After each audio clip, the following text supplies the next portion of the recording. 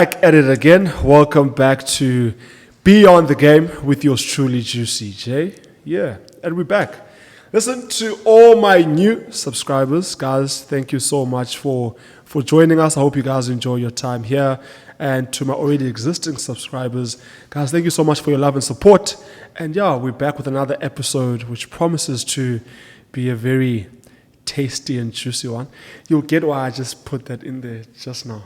But anyway, before you guys do anything, please make sure that you go and like, share, and subscribe. And yeah, show us love, interact with us, engage with us in the comment section as well.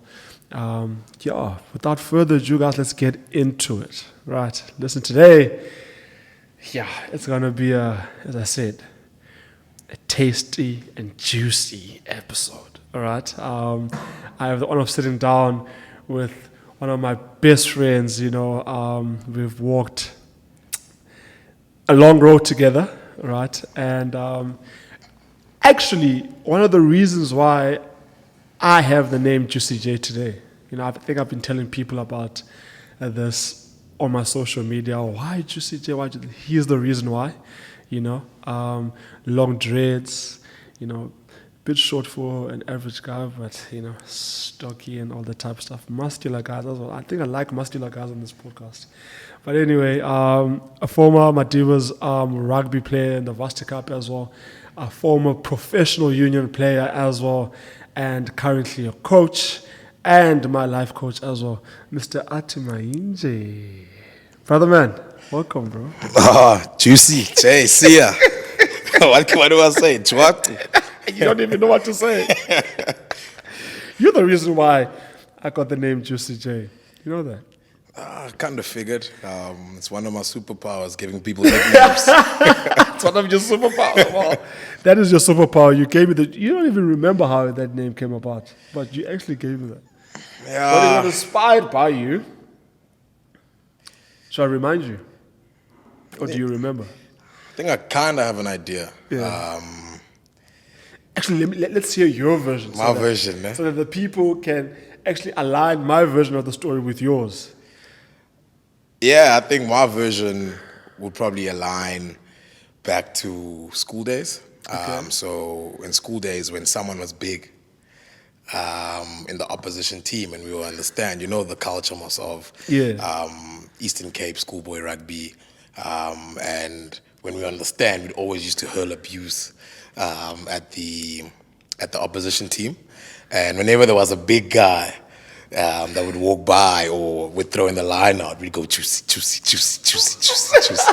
Yeah. And then obviously when you first came to NMU, J, so Chwat, a lot of people call you J, and then obviously because of your size, in terms of just your muscularness, stature, and obviously the water retention as well. They say there's a size. The water retention. The water retention in the muscle.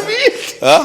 What does that water? So if someone's on the needle, they say you can see the water retention in the muscles. Yeah. So it's just a joke around the rugby circles. Yeah. So for your size and obviously the bit of water retention, juicy, juicy, juicy, juicy, and then obviously there was a rapper called Juicy J, so that tied in with the current nickname at the time, which was J, and then Juicy. So the juice, J. Oh, well. I want to hear your side of the story. Well, close enough. Well, it is similar to the version that I have in my head, because as you said, when I first arrived in the scene, in my Dibas, I'd normally, before training, I'd normally have like my own session before the actual field training, right? So it would get me pumped, and I would look, very, big and masculine and all that type of stuff. So you would normally say juice all the time when you see me, right? And just reference to how I'm currently looking. Yes. Like, hey, you on the juice, you on the needle. Yeah. So, because eventually I asked you, I'm like, Taste, why are you calling me juice all the time? It's like, hey, bro, you on the needle. Look at your legs. Everything is just juicy about you. You know what I mean? So I took that, and then put it in my application forms for the Varsity Cup 2021. So I took the juice and the J because everyone called me J. And in the comment, I took it away. So close enough. So I don't know why we have two versions of the story that are just not even. I think they're more or less the same. They're more or less the same, and I think it's also a form of affirmation. You know, so I always like said, "Egg you on, juicy," means by go, man. Do your thing. Yeah.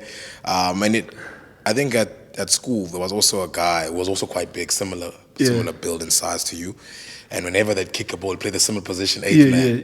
Whenever they'd kick the ball on him, the stand would go juicy, just to egg him on. So, I also use it as a form of affirmation because when you're coming in, you're quite younger than us in the group. Yeah. So, I always tried to be that positive, affirming, guy that, hey, man, go.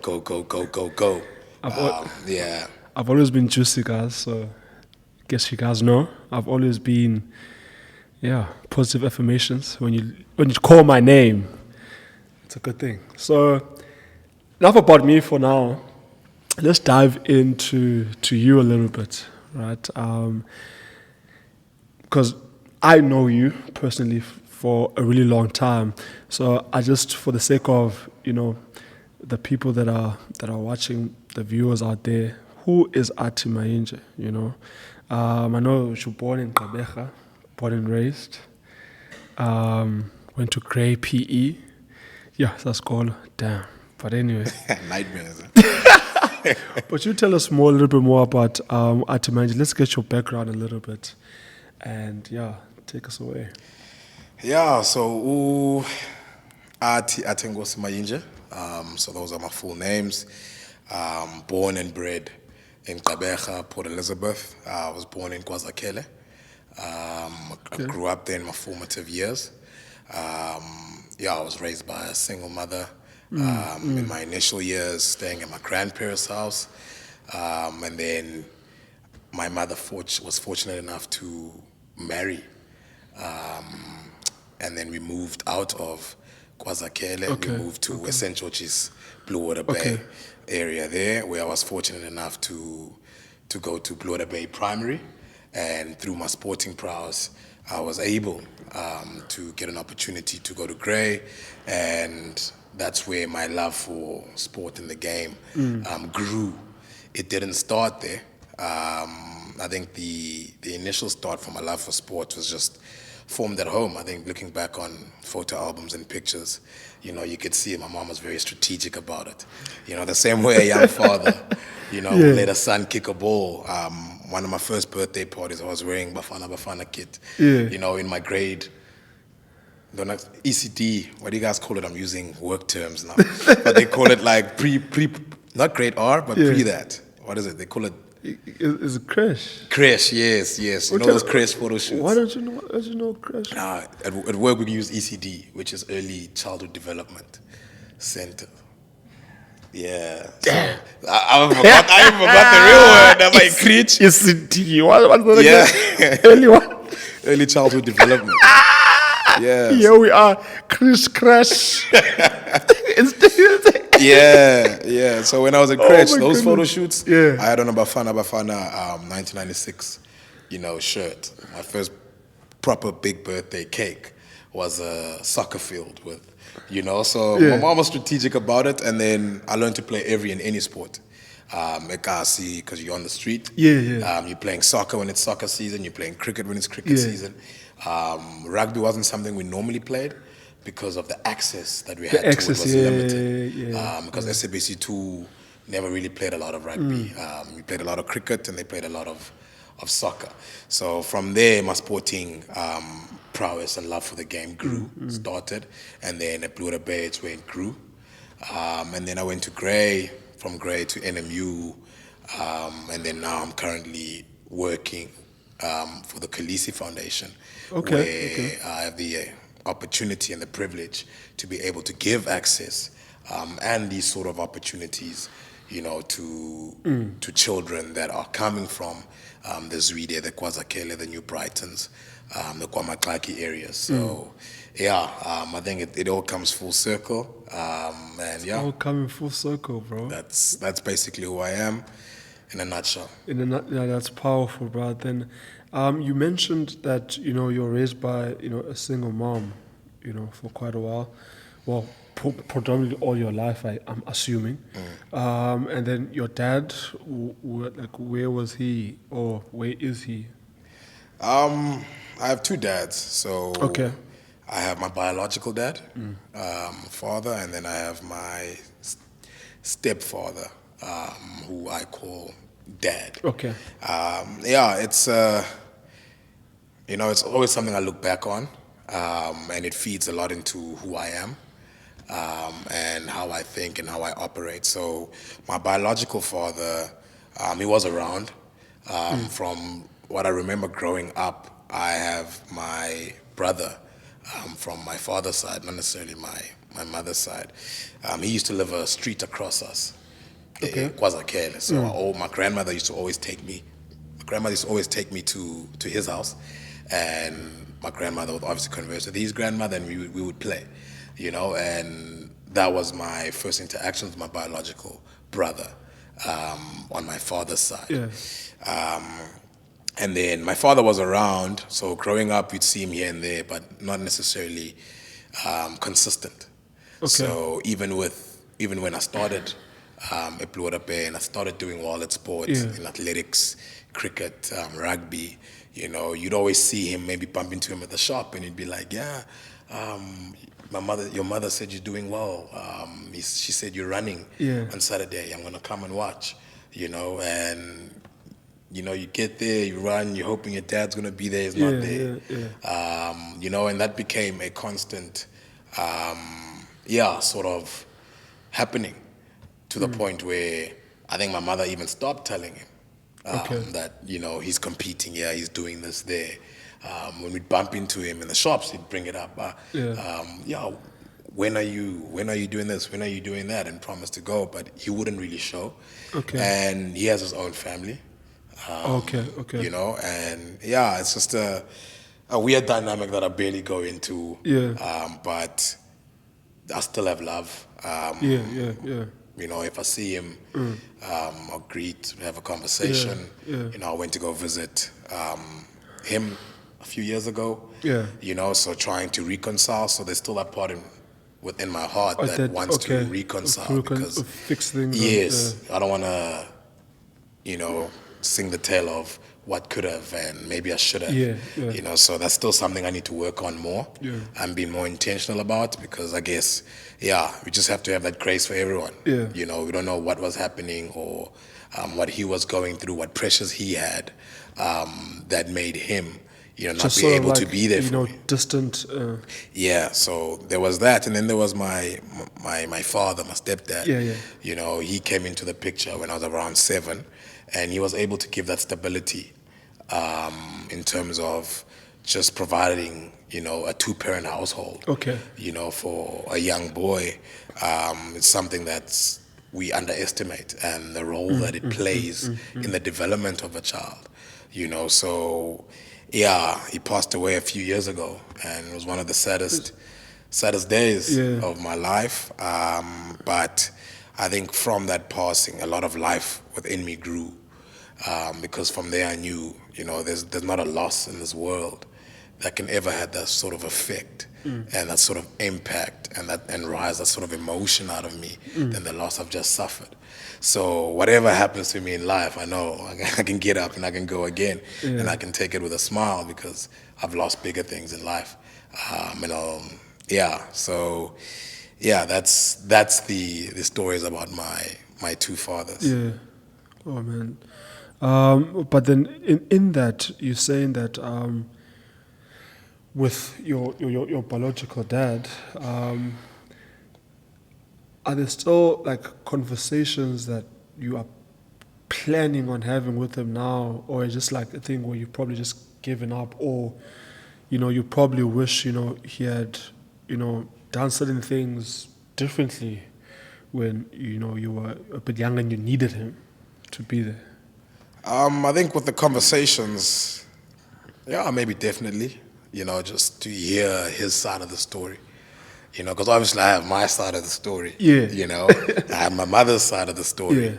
But I don't necessarily have his side of the story and what he was going through. And as I said, like in this world, grace is a powerful thing. And I feel like as a human being, we all have faults and we all fall short of the person that we want to be and the person that we have to be at times.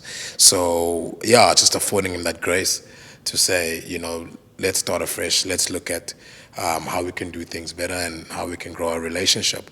A funny story, or not so funny story, a story that hit me, because I'm in the work of community development and holistic development of, many children and individuals. I once bumped into a lady waiting at the ATM.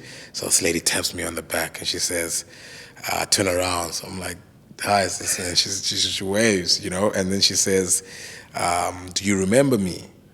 And I'm like, it looks very familiar. I'm like, yo, you look very familiar, but I'm I want to say yes, so you can know. Yeah, but not necessarily. Nah, you look familiar, but I don't necessarily remember. Yeah. And then she's like, I'm your father's wife. So I'm your biological father's wife. Okay. And I was like, oh, okay, hi, auntie, how are you? And we have a conversation. And then she says, and then she's with this young girl. And then she says to this young girl that, yeah, here's your brother that you've always wanted to meet. That you always see. Here he is, yeah. So yeah, you finally meet him. And for me, it was a thing of one of the most embarrassing moments of my life, because here I am being everything and anything, to everyone and to strangers that I didn't know prior. But here's your own flesh and blood, wanting a relationship with you. And, she doesn't have none of that access, to you. And she's in a crucial stage. I think she was like 13 at the time. She's probably 15, 16 now. But she's at a crucial age where she's seeing her brother's pictures in the paper, her brother playing. Yes. And she's wondering, but why isn't this guy, why hasn't he ever came around? You understand? So there was a sense of... know me. Exactly. When you're meeting your sister for the first time in Klinikas, you know what I mean? Like, so from there, I was like, no, actually, I need to be intentional about this. And I need to direct energy towards it. And, I then made that contact. Whereas there's still a bit of room. For like more yes, conversations. for more conversations, more contact. Because, yeah, I'm a people's person and it's who I am. So for someone... that is blood and that looks up to you to meet you like that for the first time it's a bit embarrassing, mate. Yeah, I get it, bro, and I get it that a lot because I can actually resonate with you on that one. I just really feel like our parents, man, they've in a way sort of done a really not so good job in terms of letting the kids, come together and actually know each other. Yeah. Because I get the same sort of things as well, but like where either my sisters or brothers, young or old, that will want to have like a relationship with me because I will probably even from my own parents will probably hear that, hey, your younger brother is doing this, but they never really have that opportunity to to engage with you to a point where one of them has to probably go through Facebook to try and, be like, hey, bro, I'm your older brother. You probably have a lot of older brothers. Because to me now, it is like, yeah, is this a real account? Or, stuff like that at first, and they get to just like pour down their emotions as well within a Facebook message that, hey, bro, like I'm dealing with this. Or I need you to please go and talk to your dad, who's my dad, about a situation that I'm going through because you know what I mean. So they really had to try, and because of those things, but they really hurt us a lot when you have to come across them. Yeah. You know, on just like a daily, on your day, or just like you're just doing your own thing. Yeah, and you ask yourself, what could have been? What sort of relationship could you have had, with your sibling? Yeah. And for me, it also touches a spot because I've lost a sibling before. I've lost a younger brother. And so when you see your sisters and you see them longing for a relationship and that sort of thing, you sort of feel as though you have another opportunity at that, even though they're not coming from the same household. But, there is that connection that connects you, that's deeper than most. So, yeah, I mean, it's always a weird thing to grapple with, helping others, being there for others, but then, there's people at home that long for your connection too, so, yeah, something we need to work towards still, in our old age. Yeah, no, I get you, bro. And then we go to you being at Grey. I think, is it fair if I say that's where you actually found the game of rugby? How did it even get to you going to Grey? Was it a school that you always wanted to go to? Or is it a thing of, okay, this is one of the prominent best schools around? Because you said your mom was very intentional about, your guys' success and how you achieve it, and you're getting the proper tools to actually achieve those things. Yeah, I think Grey was probably where it was probably the easier ride, per se, because I came from a smaller primary school. And there, it's a very small community where it produces a lot of talented sportsmen. And from there, you always saw the drive from those above you. I had two brothers, they were called the Daku brothers. One works for Supersport now, and the ICC, and they were a couple years older than me, and we would play cricket and we would, play rugby, and they did all those things. One went to Grey, the other one played Craven Week as well. So there, my love grew for the game. But then when I got to Blue Bay, I was a talented athlete, and I met an athletics coach, a hurdle coach, and he introduced me to private individual training, where people would pay for that sort of training. But because he saw how talented I was, he was like, I want to work with you on an individual basis. So I spent most of my Decembers from about 12, 11, training while my friends were having fun, and, going to birthday parties and that sort of thing. We'd be on the track, and that translated to the rugby field, where then I started dominating in terms of just speed, strength, because I had that extra coaching. I was putting in a bit more. Yes, and then selection for the provincial sides came from there. But Grey was always the pinnacle of the school, So whenever we'd play Grey, in the Grey, the Grey. Whenever we'd play the Grey, we always knew that it was going to be a tough game and we'd probably lose by 50 points. But in Blue Bay, I remember my coach. We had a coach called Mr. Sneyman. It was tough as nails. 11-year-olds, and he's throwing F-bombs, and you know what I mean? So we had to be as tough as... So it's like, be able to take it? Yeah, you got to be able to take it. So the one time, he asked us, we were playing Grey 12As, under 13A, but I was 12 then. And he had us in the huddle, and he asked one of the players, the B team players, to me, do you think we can beat Grey? Honestly now, do you think you can beat Grey? And Tumi looked at him, and he said, no, sir. That man told Tumi to catch a hike. I can imagine. He's probably looking for that motivation, like, yes. No, listen. It's like, there, coach. Yeah. And Tumi's the smallest guy. He's a year younger than a lot of the other guys. Yeah. He's playing the B team. We only have 2 teams. You understand? So he's thinking it's not happening.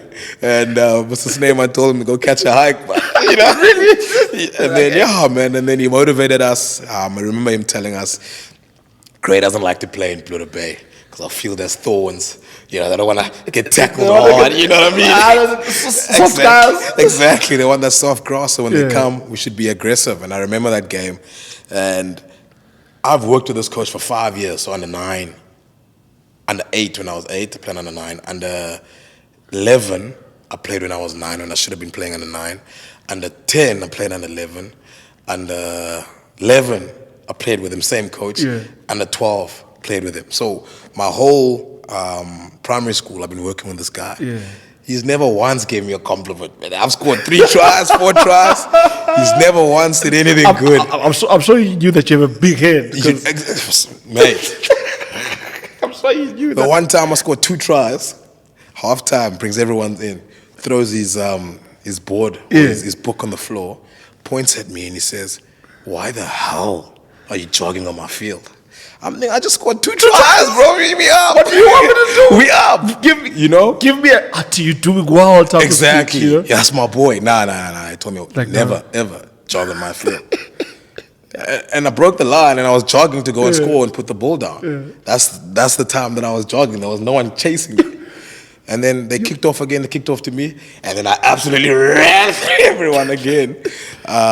So that was a coach that I had. But that Grey game, we lost by like 8-0 half-time. We lost by 40 points. I still remember it to this day. That was the only time he ever complimented me. And I was one of the youngest players in the group. And I remember him saying, "Listen, guys, Athi's only 12 years old. And he's playing his heart out." And for me, I almost started tearing up. That was such one of the most memorable and most heartwarming feeling moments of my rugby, right until, just that one bit of affirmation. And that affirmation wasn't because I scored tries. It wasn't because I did this, I did that. I was playing flank at the time. It was because of effort and how much I wanted and my drive and my desire to win. That was what he was applauding, and that stuck with me for the rest of my life. So whether I'm playing wing, whether I'm playing center, my desire to win whenever I step the field has to be one that would lead me to do anything and anything on that field in order to win that. So Grey had always that place of being that mighty school. And I had an opportunity to go to St. Andrews, Kingswood, where I got a bursary to. Kingswood I almost went to because, they just gave us that individual attention for my mom and I. Spent 3 days there at Kingswood. They came to your house? No. They invited me to go over there for 3 days. Or they probably pay for the petrol and stuff as well. Yeah, hostel, spend time with the gents. Please just come in. Go to the beach hotel, buffet. They took you to the hotel and buffet. It was softening you up. Yeah, then I asked them. Probably mommy was like, "Hey, you coming?" Yeah, you must come. And we haven't beaten St. Andrews in 10 years, so you can come in. And I was like, what? 10 years? And you're going to be that change? Nah, I'm going to be the change. I'm like, nah, bro. Nah. So now you probably went back to being your teammate and being like, nah, it's not going to happen. I'm thinking, exactly. I back myself, I can do it, but I don't want to be in that position. Bloda Bay, I was in that position. If I go off, if I maybe play a game of cricket and I get out for maybe 3 runs, the team's going to score 24. They'll be all out. And imagine this time you're like, what, 12? 13, 13. 12, 13, yeah. And already, coaches from different schools are like calling your mom and be like, "Hey, this guy needs to come here." Yeah. But Grey has always been the one. You've been hot for a while. Grey, I'm coming to it. But Grey's been the one, and then I ended up going there because I knew I'd be playing with a great bunch of guys, but a very talented group where I'm just a piece in the puzzle. I'm not hey dude, we puzzle, man. You must make it happen. You must put together the picture. Yeah. Whereas I'm just a piece in the puzzle, and I can focus on my role, on your role, bettering the team. Yeah. So that was what led to my decision to go to Grey. And obviously, there was, at that time, there's like ambitions to play, provincial Craven Weeks at junior levels, junior Springboks, and hopefully the Springboks one day. Did you have that dream when you obviously started off, playing first team at Grey?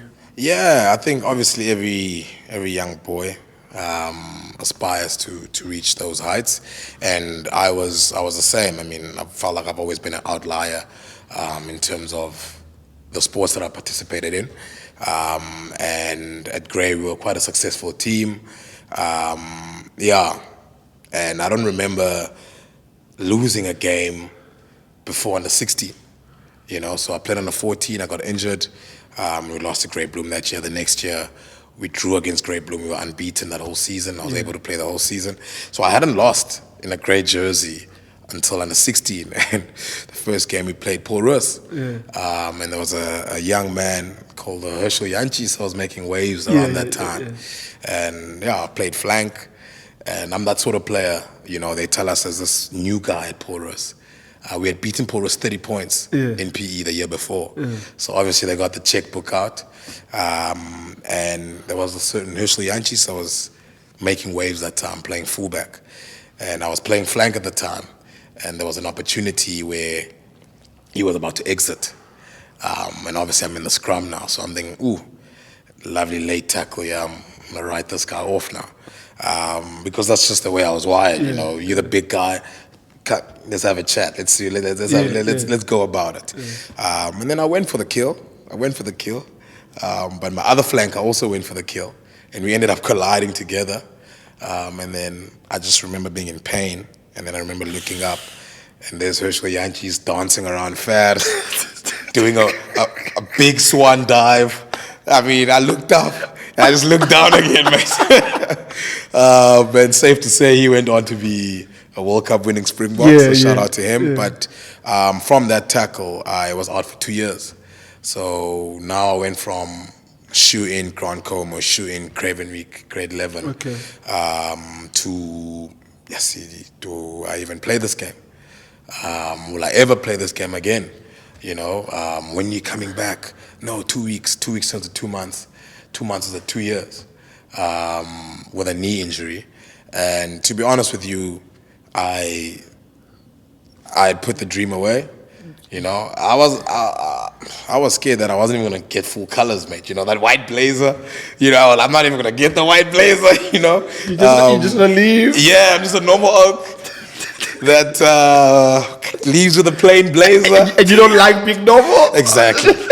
Now people are telling these grade A's, yo, bro, that guy used to be so good, eh? That guy used to be so good. What happened to him, You're already a Hall of Fame and you're in high school. You didn't even play first team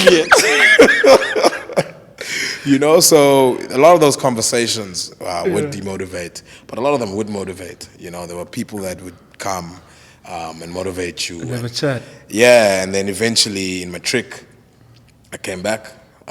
So 2 years out, and I wasn't sure. I wasn't sure of my position. I wasn't sure if I was coming back the same guy. So I moved to wing, then from flank, center, then they moved me to wing because I came back and I was still fast. Ran about a good 100-meter time. Got my full colors. And thank goodness you got the full colors. Exactly, mate. Yeah. I mean, I look good in that white with the white cap.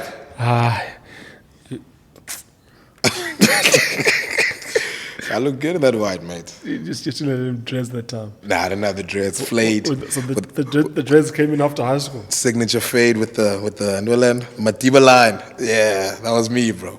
Don't tell me you did the mohawk. I think everybody did the mohawk. Everybody did the mohawk. You still have a mohawk right now? Nah, this is not the one.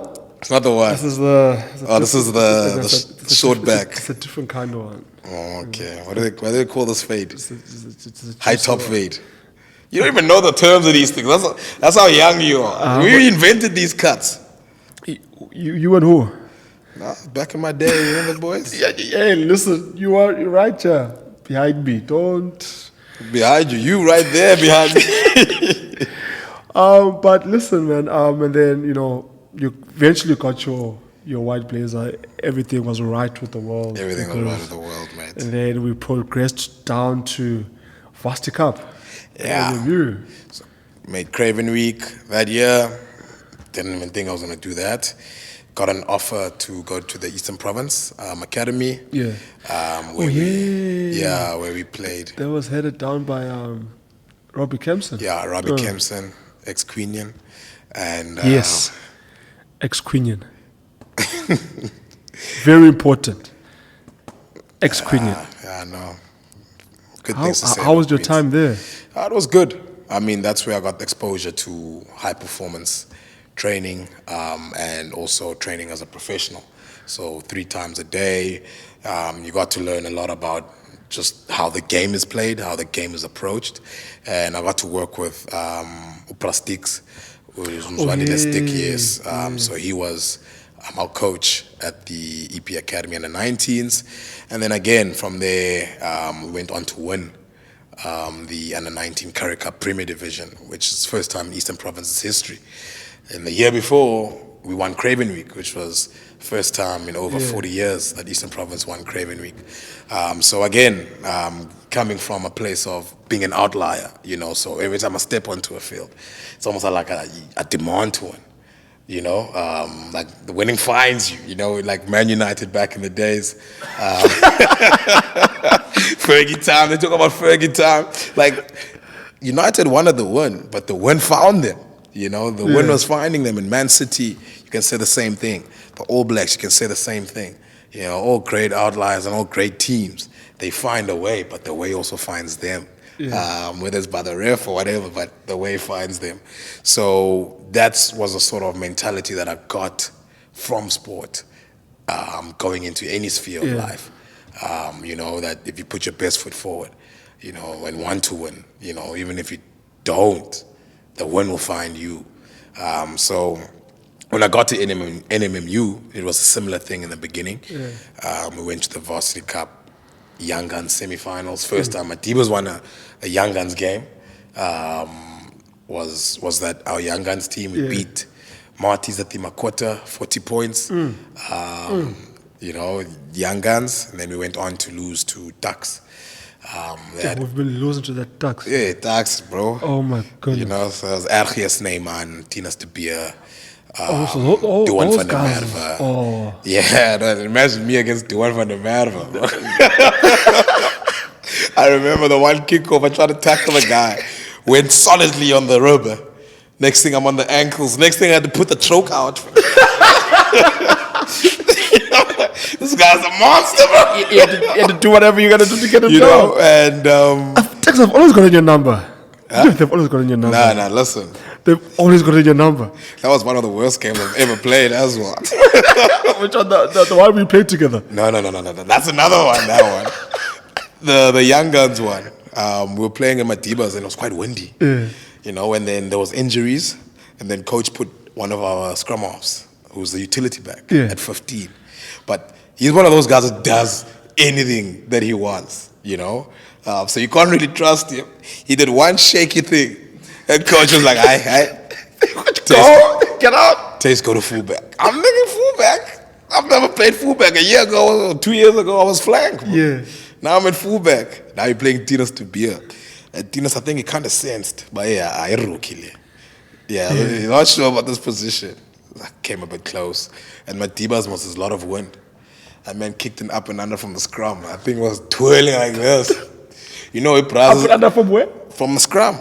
Immediately got it, put it up. I'm thinking, it's trouble here, now Madiba with this. And that ball bounced, bro. Yeah, it bounced. And I was able to like trap it. But it was a knock on. Second opportunity, he puts it up again. Mate, now it was one of those where there was a lot of maths going on. Like, if we didn't lose by more than 38, we'd go to the final. It was one of those sort of things. Mate, we lost by like 40-something nil. You know, so, and we were a good Madiba side. So, and then from there, it was just, when it came to just the winning, you know, I think the winning was we started struggling. Oh my goodness. And that's probably one of the biggest takeaways from that period is that you learn how to win, and you learn how to lose. And from that period, I think biggest takeaway is I learned how to lose. I learned how to take it, mate. And to brush it off and to go again without it affecting who you are and your output in terms of on the field and off the field. Whereas in the beginning, it starts affecting who you are. And I think any athlete can attest to that. You lose a game, you want to talk to your girlfriend, your mom is calling you, you're just like, no, mom, you know what I mean? You don't even answer the phone. Exactly. You just zone out. And the thing is also, I think also with that, especially because, this game, well, for everyone, it sort of like means something different. Yeah. For me, it was an escape from a whole lot of things. I couldn't. It was a coping mechanism for me to deal with things back home. My parents' divorce, this and that. So for everyone, it's a different escape probably. So when you lose, it probably even triggers even other things that you probably thought that you probably were not dealing with, or you left behind. There's a time I want to remind you of. Dirk's last game. Should I go there? Oh my god! But then I was used to losing. But then I could take it on the chin, man. But I remember because last game we were supposed to, or before that, we played Simlers. Yeah. Actually, Dirk's wasn't my debut varsity cup game. Wasn't it? No, it was Simlers. In Shimla Park. In Shimla Park. Okay. First time traveling. Yeah, varsity cup boy. It was Shimla. I remember. I remember now. It's a travel bloom. Hotel vibes. Yeah. I remember I was that. taking stories left, right, and center because I wanted to. But we're supposed to win that game. And that's the pressure I'm talking about because I'm fresh on the young guys. We also just lost there as well. And then they say no, we have to win this game in order for us to stay in the varsity cup, yeah. Bro, I remember everyone's eyes was everyone's focused. I'm so confused the lineup. I don't even know what I'm doing. Do I even get in the lineup? You must jump and lift. I'm like, I don't even know those calls. And the pressure was high, man. I'm like, it's a must win. Must win. And we almost won that game, but last minute, one of our mutual friends, Irish. Oh, yeah. Oh, my goodness. Killed us, sent us back to Matiship. Mate, I wish I was in front of him. And now... I wish he ran over. I wish he came at me. And now there's last game, Turks. Yes, it was difficult to forgive Henrique after that Irish try. Yeah, it was tough, mate. It was Enrique and Bozy. Because he ran in between the ball. It was tough, mate. It was tough. And the chats after that were not good at all. Everything was sour. Went to Dick's. Got given an 80, what was it, 80 plus something. But just before that, just a lesson on knowing how to lose. We had lost that game against the Shimlas, right? And I remember just feeling like the ref was against us during that period. And there was a time where we had sacked the maul, but Uveini chopped that maul.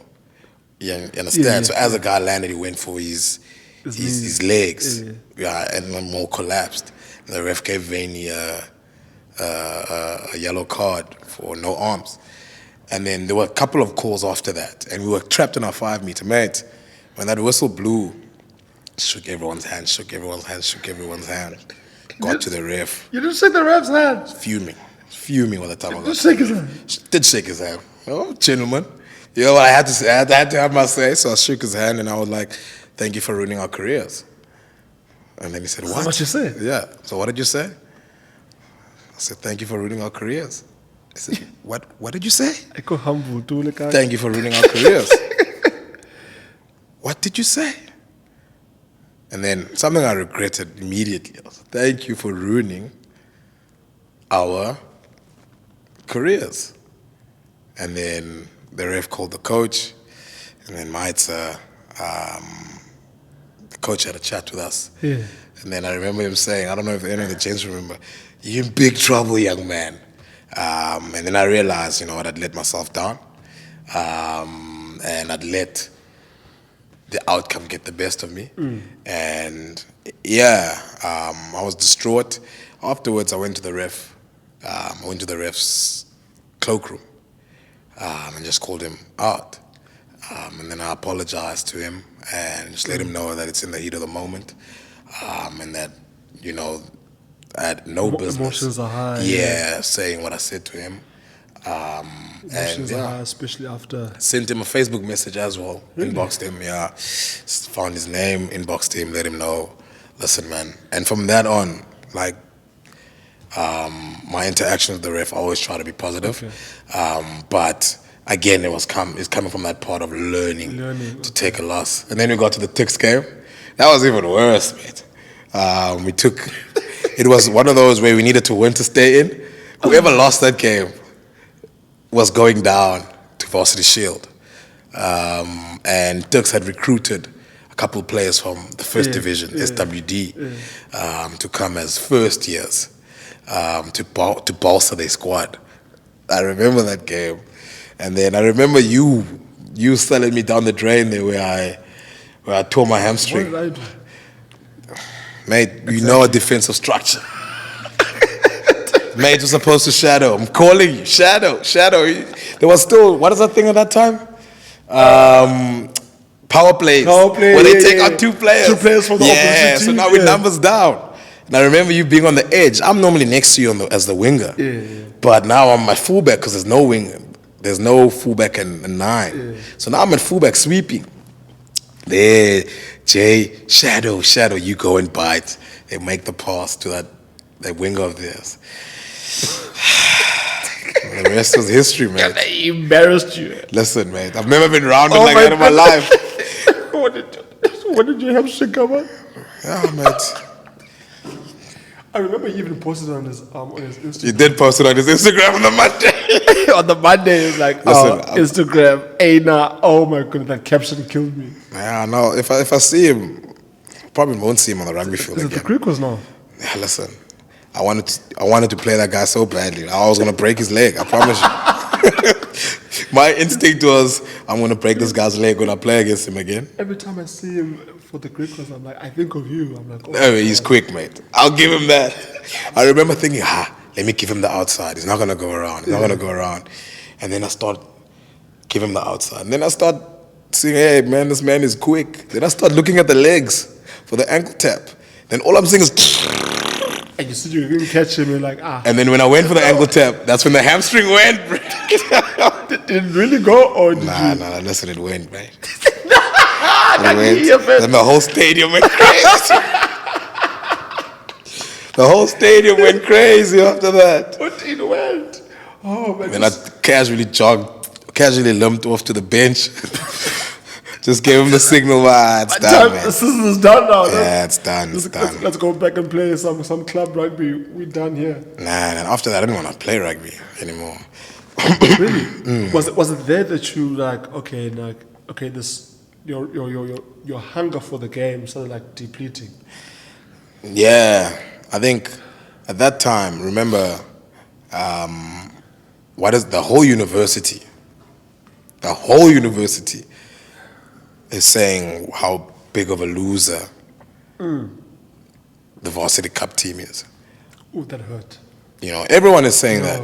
Now, you know who you are when you're a winner. You know, but who are you when the results and the outcome, you know, isn't to your benefit. You know, so yeah, at the time it was probably one of the most depressive stages that I've been in. And I'm not a depressive person, but I could sense that, yeah, I'm in a bit of a hole here because I just couldn't take it, and my identity sort of took a knock as well. Like, I've always been this positive, confident person, you know, and now everything and anything around you is telling you that you're not who you think you are, and you're a loser. You know, academically, you know, you're not doing as well as you'd like. just lost your girlfriend, probably got into a car accident, tore your hamstring, got rounded, got relegated. Everything around you is telling you you're a loser. So who are you then? And I've had to dig myself out of that place through finding Christ and finding my identity, through Christ. And I remember having a meeting with a chaplain, and he was explaining to me just the sense of identity, and how people base their identity of three things. And these are things that I often preach when I have speaking engagements, whether it be at sports conferences or at school, at schools. And he speaks on that people base their identity of possessions, careers, performance, and what others say about them. So your possessions, what you have. I'm driving a Mercedes. I'm a successful businessman. My business is doing well. I have a house in Camps Bay. I'm driving a Porsche. I'm a successful businessman. That's my identity. And then others base it off what others say about them. Yes, Juicy's doing well. Have you seen Jay lately? Yes, he was sitting courtside with Questa and Casper. Yeah, I'm very much out. Yeah, I'm not really big on TV and that sort of thing, but he was chilling courtside with Casper. He's doing well for himself. Yes, big brother. I'm proud of him. Proud of Juicy. And what others say about him. So that's that. And then also your performance. I did well in this game. I'm doing well in life. I'm one of the top influencers in the country. That gives you a sense of identity. But turn it the other way around. What happens when you don't have that Porsche and it gets repossessed, and you have to sell that house and go rent an apartment in Sea Point now. You understand? What do you think of yourself then? Are you a successful businessman because your identity was based off your possessions and what you had? Are you still that person from going from a Porsche to a Polo? What others say about you? Yes, but Jay is not doing well. He did this, he did that. Did you see him trying to do this? And you probably feel a lot of that stuff, especially being in the social space. So comments and those are things that people with influence like to go look at.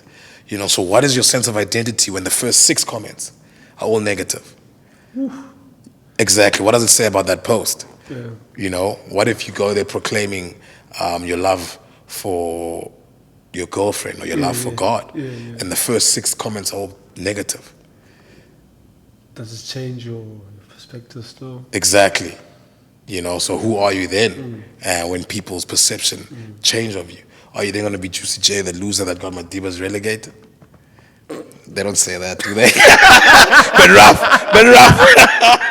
You get what I'm saying? But imagine if people were saying that about you, would you still be this influential person, confident person? Still see yourself. Yes. Would you still see yourself the way you see yourself now if people kept on reinforcing that? So you got to look at things in that form. And then the last one is performance. So what happens when you take an 80 against Tucks? How do you really feel about yourself? Yes. And my identity was based off all those things. So what was the varsity and the people around me saying? What were the WhatsApps after the game saying? There's no trophy in the cabinet. You're getting relegated. Who are you then? And I struggled with that. And it took a while for me to get out of that phase. And once I've got my identity in Christ and what Christ says about me, and Christ's performance and how I've basically been made new through the blood of Jesus, and who possesses me and the Spirit of Christ that's within me, and how I speak and act and engage the world. After that, mate, everything. So you might think that's where my dip for rugby. No, it wasn't that. It's just that my mindset had changed, that this doesn't define who I am. And who I am is rooted within my faith. So, that's where the big change was. Dude, and one of the things that are really inspiring me about you is the work that you're currently doing now, though. You know, from player to coach, life coach, and the work that you're doing, you know, with your girls now that you're coaching them. For the Motherwell, ne? Yes. Yeah. Motherwell Township, yes. I think in a conversation that we had, you explained to me, you know, the circumstances that they go through and what it means for them to be involved, you know, in rugby, and you coaching them, and the how bigger it is than you, that, you know, they doing well, and, you know, this. Just let us in a little bit on that, you know, like the work that you're doing with them, what it means to you, and where you actually see it, you know, in the next couple of years, and where you want to see them, whether they're still playing the game or after that. Yeah, I think just on my journey with girls and women's rugby, yeah, it's one that I can say really is purpose-led. Because before then, I had no engagement with women's rugby. I haven't physically watched a women's rugby game before I became involved in the game. And it took a friend of mine who was from Germany. And I had realized this girl has done more in 6 months for people from my community than I've done in my whole existence. You know? Okay. And I've been afforded the privileges to go to the schools and being in the environments that I've been in, but I've never thought to give back. Yes, I've volunteered here once or twice, but this person is devoting a whole year to bettering a community of people that look like me. And then from there, that's where my spirit for community development picked up. And then we went on a conference to Germany, and then we were addressing a sustainable development goal. And we chose gender equalities with the same friend. And we were supposed to have an exchange of German and South African youth. So I was going to come back, get a couple of my friends, work on this project together, get them over to Germany for 6 weeks, get the Germans down here. You know, and gender equality is what we were going on about, and also gender equality in sports, and the sport of expertise was rugby. Okay. So that's where it began, and then Rugby for Girls started, and we created a manual, and then COVID hit. In our second session rolling out the manual in Motherwell Township at a high school. Went to play in the Griffins, put the rugby down, put that dream down, came back to South Africa. Came back to Griffins, Mr. Wales. Yeah, Valcom is another place. Yeah, came back, and I was mentally done with the game, and I wanted to go to Spain. Had an opportunity at a university at Spain, and paid deposit, everything. But then the reason I wanted to go there was to come back and work for the UN and help out in Africa. And then I had a change of heart. Why would I want to help out Africa when I can drive down the road, mate, and there's plenty of people that need help.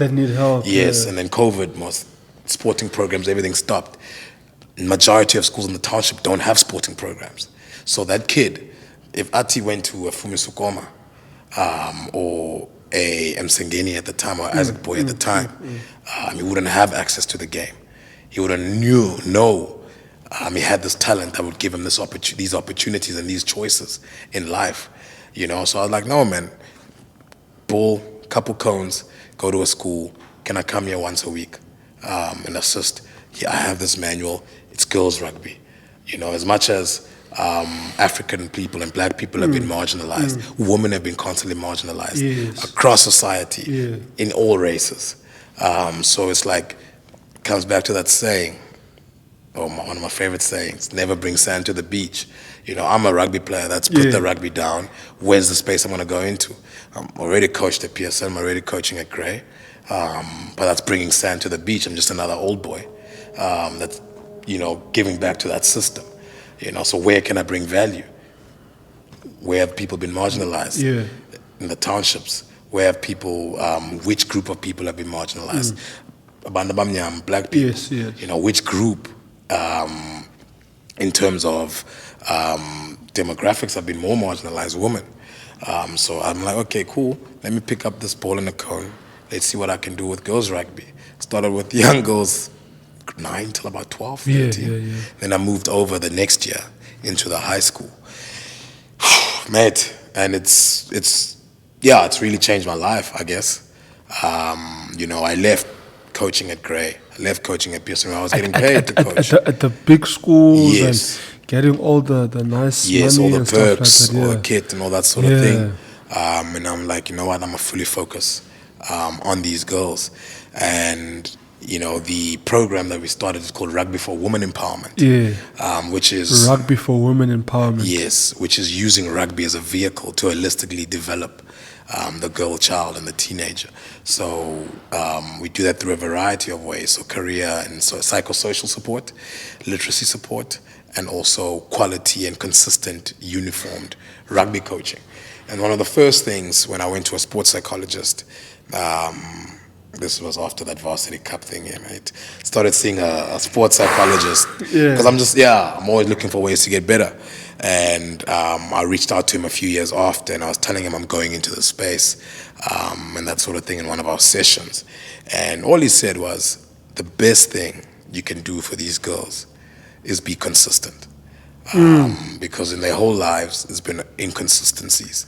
The same way my father was there one day, and the next day is not. One day he says he's going to come, the next day is not there. You understand? So the best thing I could give these young girls is to be consistent.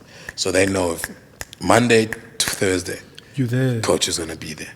And he's going to bring his best, and he's going to bring his energy. And that's how it began. And then obviously we found a sense of identity. Again, knowing who we are, knowing what we stand for, we formed a group called the Jaguars. So we went from being Motherwell Rugby Club, only girls team or women's team, to being the Motherwell Jaguars. Motherwell Jaguars. And then obviously we spoke on what being a Jaguar means. So, psychology is important. I went on Google, Jaguars, spiritual meaning, I know you. stealth, beauty, aggression, relentlessness. So all those things were things that are constantly affirmed in them. Then I'd go to Nat Geo on YouTube, and I'd find a jaguar dragging a crocodile out of the water, man. I'm like, this is what I'm talking about. That sort of aggression, to be able to say, okay, this is what I want now, and this is why I'm going to get it. Even if I have to go to deep waters, I'll go and get it where I need to get it. And I'll drag it out to where I need to drag it out, And those were sort of the ideologies behind the Jaguars. And from there, we even had our vision, what we want the world to see from us. We put a sense of responsibility that our vision is to grow the women's game. I want people to go and watch the Jaguars and be like, geez, girls can actually play rugby at this level. Yeah. And those girls can play, mate. I've seen them. They can play. And I've seen them because I went to go and obviously support you. Yes, Craven Week, yeah. And from what I even saw from outside the field, is the way that they see you, the way that they gel with you and respect you, in a sense that there's a common love there that coach is just doing the best for us. Let's go and show him that the people that we can be, and all that you always want for them is to just shine. And the way they just they go about their things, the way they carry themselves, is just. And I'm like, damn, is this my friend that's doing this? Because you and I, we just came from playing rugby together, just jollying and going out and having fun and just had those memories. But now it's really good to also see your friends doing well in their different spheres, having an impactful purpose and drive in whatever they're doing. It's kind of even motivated for me, because I'm like, damn, Athi is really doing something that is really great here, and it shows that service as well. Yeah. Because it's not about you. You're serving other people as well, and I'm just like, damn, if Athi is doing this with his platform, what's stopping me from doing the same? You know what I mean? It's not literally just about us and what we're gaining from, from the world, but it's also what we have to give as well. Do you know what I mean? And you've been doing that not only just through the passion for the game, which is rugby. You've been doing that also through the Christmas drives that you do each year consistently. Because I got that inspiration as well to do my own Christmas drive back home. Because I remember talking to you that I want to come to join your one because already an established one. But also to me, it's like, hey, God, already what Athi is doing with his one is already serving the people from where he comes from. What about from where I come from, Umtata, Bizana and all that type of stuff, you know what I mean? And that's just goes to who you surround yourself with.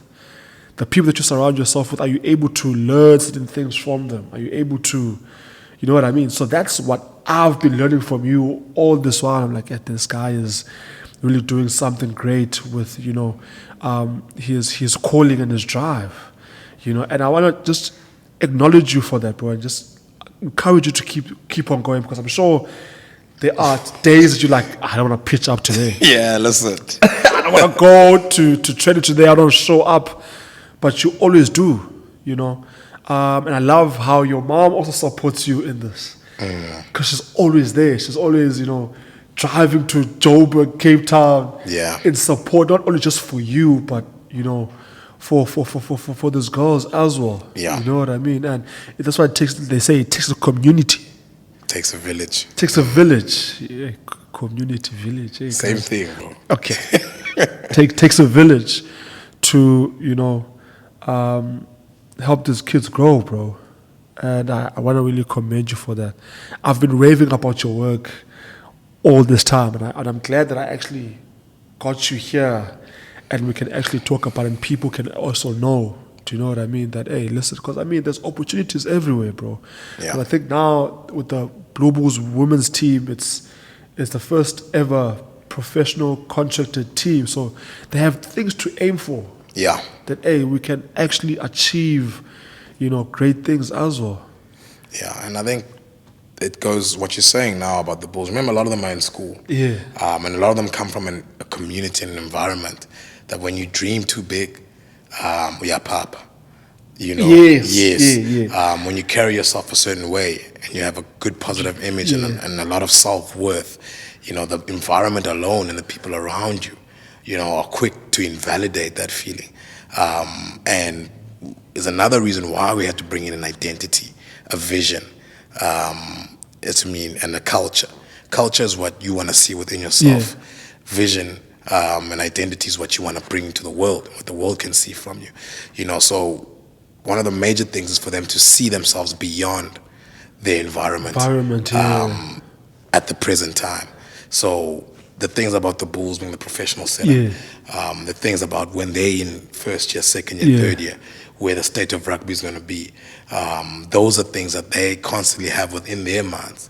That they don't necessarily want to make EP. Yes, they're making EP, but they're aiming. But they want bigger. They want yes, and I even tell them, like, success for us, or what I deem as success, is not them bringing home a winner's medal or them bringing a signed Springbok jersey. Yeah, coach, here's my signed Springbok jersey for my first cap. Great, I'd probably be in the stands for that. I'd watch it live. Yeah. And that's if one of my girls goes to a World Cup this year, I'm gathering all that savings, mate, and I'm going to England. Yeah. And that's the sort of commitment that I have for them, because again, it comes down to that child whose dad said, I'm gonna come watch you. But he never did. And a lot of the kids and the children within those environments, their parents don't have the means to. But sports is also seen as just a side thing. So they don't have someone that's there on the stand. So if my girl's going to Tux to go study there, or going to UJ to go study there, I'm there at the bus. I take them to the bus. I give them a high five. I give them a hug. Tell them, go do you. Wait, go fly. Go be great. Hey, go be great. You go be a champion now. But those are the small things that really matter to me. So if one of my children play their first cap, I don't care if they're playing in Honduras or in Fiji or, they could play anywhere in the world. Yeah. I'd find means and a way to go there. So that's the sort of mentality that we have. Yeah. But even that is not successful. Success for us is for them saying, Coach, I'm with my family. I just moved into my apartment, or I just bought a house. I just got a car. Can you come to Mkomboti, Walemoto? Can you come for a braai with my family? Can you come to our housewarming? You know, I've just bought this house. For me, that's success. Don't call me about no signing of the jersey. Don't call me with that. You know, I've got an own Farrell signed jersey. There's nothing more. There's no more signed jerseys that you can give me that would make me feel like, you know, overly joyed more than the fact of seeing you being self-sustaining. Yes. So that's the goal. Oh, bro, that's powerful, Taste. That's powerful. But yeah, man, I think we're close to wrapping it up now. Because if you and I can actually talk for days. They don't know. We'll talk for days. But yeah, man, I think before we leave, let's have a bit of a fun quiz nyana, ranking nyana. I want to take you out of the rugby space. Let's go to something different. You know, what's your other favorite category? Is it music? Is it cricket? I know you like music. I know you like you like your rappers. Ooh, you like your rappers. You're always quoting Lil Wayne. You're always quoting Lil Wayne. So let's rank them. Let's rank them up. I'll give you top 5. Top 5 best rappers of all time. Your GOATs. Sure. From 5 to 1. Yeah, from 5 to 1. They all fit in there, right?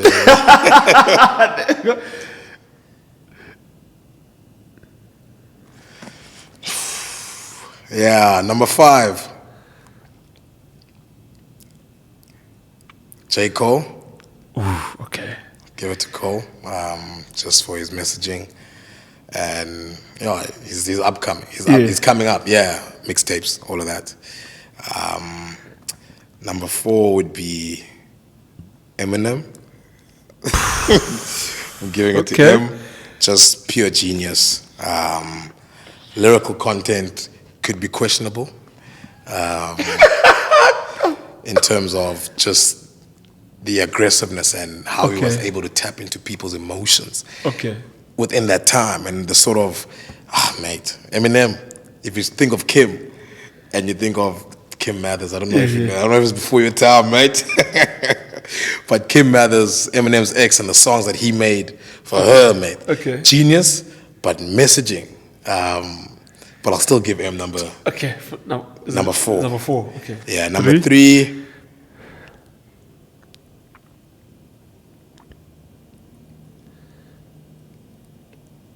Ooh. J. Cole falls out, mate. I'm going Eminem, number 5. What? Are we changing it now? Calls out. Okay, 4? Calls out. 4, I'm going Kanye West. Okay. Just an absolute genius at his time. Yeah. It's sad to see how state of affairs and things have went, but absolute genius. Lyrically changed the game. That's number 4, right? That's number 4. Number 3, Jay-Z. You've always loved Jay. I'll go for Hove. You always loved Jay. Mogul talk, you know. Just he's been an inspiration. Yeah. Especially his lyricism. He's, you know, he's up there. Number 3. Number 2, I'm gonna go with Drizzy Drake. Yeah, I mean, I knew who number 1 was.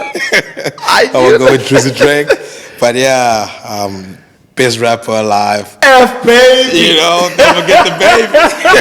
The F is for phenomenal. The F is for first place. F is for many things. Yeah, so I might have to go with Lil Wayne. Just his outlook on life has shaped a lot of who I am. Yeah, and his lyricism. Your favorite line from Weezy? Give it to them, baby. Give it to them. There's plenty. That's why I had to think about it. I have to go deep into the archives. I'm gonna have to go with the one on which is voted one of his best lines. Lollipop remix, where he goes, "Safe sex is great sex. Better wear a latex, because you don't want that late text that I think I'm late text." So, yeah, like that's one of my favorites. I haven't even heard that one, but Yeah, it's a Lollipop remix. So I'm gonna go with that one, and the obvious one's Real Cheese within silence like lasagna. oh, I know that Yeah, one. yeah. Yeah, bro. Listen, man. All the best with literally everything that you have going on. I'll always be here for you, bro. And I just want to say thank you also for coming out and supporting me, because you've always been there. So it only made sense to have you sitting right here with me and having a chat. Have a chat. Have a chat, Slam. So thank you so much, man. I wish you all the best with everything, bro. May God carry you through everything. And yeah, just one last favor from you, right? I want you to look at your own camera, because I've got your own camera now. Oh, thanks, my boy. Yeah, that's what we're doing. You got, No, listen. with all those dreads and all the type of stuff, you need to get your own camera. So you look at your own camera right now, and I just need you just say something motivational, just to keep the people going. You know what I mean? In the times of, depression, or the times of a slippery slope and they're going through a tough time. What would you say, or what advice would you give to that person, just to uplift them a little bit? Yeah, I just firstly want to say thank you to you, for the platform, and just seeing your growth. Is one of the things that bring me great joy is whenever I'm on social media, I'll say, "Hey, my boy he's at the Celtics game." Those are things that. Exactly. Those are things that bring great joy, knowing from where we've came from and where you've came from.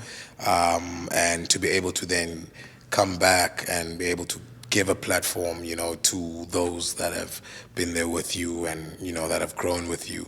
It speaks a lot on your spirit and who you are and the joyous person that you are, and everything that you are getting right now is what you deserve. And I don't want you to ever feel like you have to doubt that. So to you, my brother, I appreciate you, and I'm extremely proud of you. And yeah, the sky is the limit, and I can't wait to see your progression and growth into the person that you are and the person that you're gonna be. And then to anyone out there and everyone out there that's feeling that they're going through a bit of a slope, just know that even though, one of my favorite sayings as well, even though it's hot in hell, it never rains. And that basically means that even though you're going through, a tough period or a tough time, there's always a silver lining. There's always a positive, and sometimes it means just you need to hold on to those a bit longer. And when you feel that sense of identity, that you no longer grasp who you are and those sort of things, I just want you to have that in mind, that you are loved, that it's not through your performance, but it's through his performance, and that's not what you possess, but the spirit that you allow to possess you. Those are the things that are unmovable, and those are the things that are constant. So whatever the variables that may happen through life, if you have a strong sense of identity, you'll be immovable. So to that, I'm wishing you nothing but a blessed year. And God bless, and thank you very much for listening, and thanks for the platform, Jay. Love that. And with that, guys, another episode comes to an end. And thank you so much for being with us and joining us on Beyond the Game with yours truly, Juicy J. All right, guys, so don't forget to make sure that you share, like, and subscribe. And also make sure you engage with us in the comment section, guys. We would like to engage with you there. And that is it, all right? Tasty said it. Even though you're in hell, it never rains. Let's go.